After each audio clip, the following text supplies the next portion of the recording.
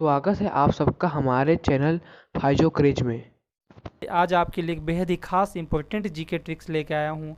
वो ट्रिक्स से न्यूटन की गति के नियम को याद रखने का कि आखिर वो कैसे न्यूटन के तीन जितने गति के नियम हैं उसे याद रखा जाए।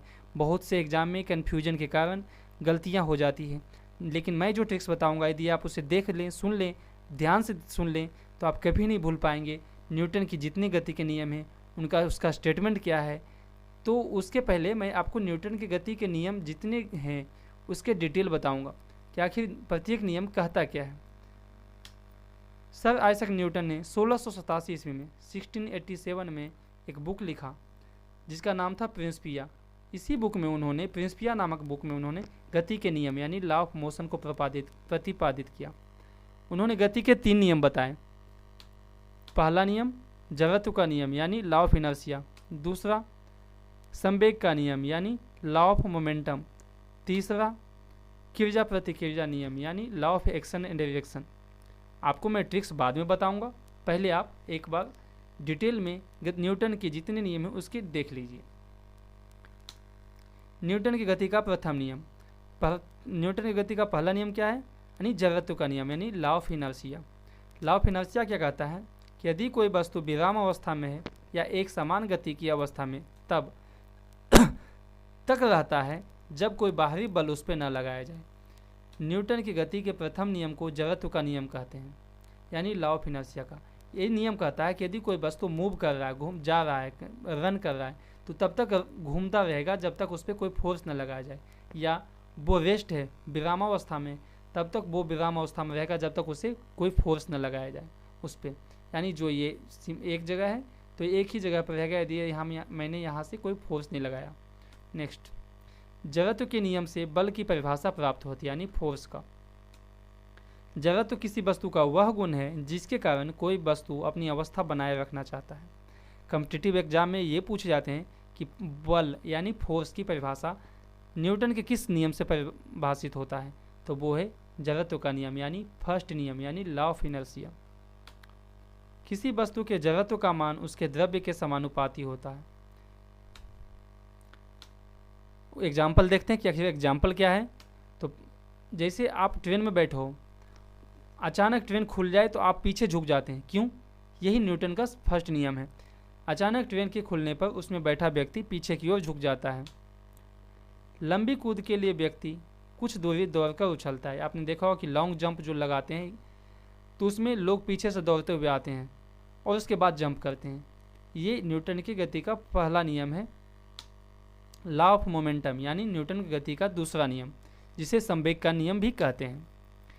सेकंड लॉ कहता है कि संवेग परिवर्तन की दर लगाए गए बल के समानुपाती यानी डायरेक्टली प्रोपोर्शनल होता है तथा संवेग की दिशा वही होता है जिस दिशा में बल लगाया जाए। यानी इसका कहने का मतलब है कि ये कोई वस्तु है, इसमें जो मोमेंटम आएगा उसमें लगाए गए बल की दिशा जो समानुपाती बल की दिशा में होगा। यानी मैंने इधर से बल लगाया तो ये मोमेंटम इधर होगा, और वो लगाए गए बल जितना बल लगाया जाएगा उसके समानुपाती इसमें मोमेंट आएगा। अब बात है कि मोमेंटम क्या है, तो द्रव्यमान यानी मास, इस जो वस्तु मैंने बताया इसे इसका मास और वेग मैंने जितना फोर्स लगाया तो उसमें वेलोसिटी पैदा होगा। तो वेलोसिटी के गुणनफल को संवेग कहते हैं, इसे P से सूचित किया जाता है यानी P इक्वल mv। m जहाँ मास है, भी वेलोसिटी है। इसका SI यूनिट है kg मीटर पर सेकेंड। न्यूटन के सेकेंड नियम से बल का व्यंजक प्राप्त होता है यानी फोर्स का वैल्यू प्राप्त होता है। F इक्वल ma, जहाँ m मास है, a एक्सेलरेशन यानी त्वरण, F फोर्स। तो न्यूटन की गति का तीसरा नियम क्या है, इसका एग्जाम्पल देखने से पहले, क्रिकेट खिलाड़ी तेजी से आती हुई गेंद को कैच करते समय अपने हाथों को पीछे खींच लेता है ताकि कम चोट लगे। ये न्यूटन के सेकंड नियम का है यानी लीनियर मोमेंटम का नियम है। न्यूटन की गति का तीसरा नियम, थर्ड नियम कहता है rule of action and reaction यानी क्रिया प्रतिक्रिया। न्यूटन की तीसरा नियम है क्रिया प्रतिक्रिया यानी rule of action and reaction. प्रत्येक क्रिया के बराबर प्रतिक्रिया होती है, यानी कहता प्रत्येक क्रिया यानी जो एक्शन लिया जाएगा उसका रिएक्शन भी होगा और इक्वल में होगा। यदि मैंने इधर से अटैक किया तो इधर से अटैक होगा। इसे किरजा प्रतिकिरजा नियम भी कहते हैं, यानी न्यूटन्स लॉ।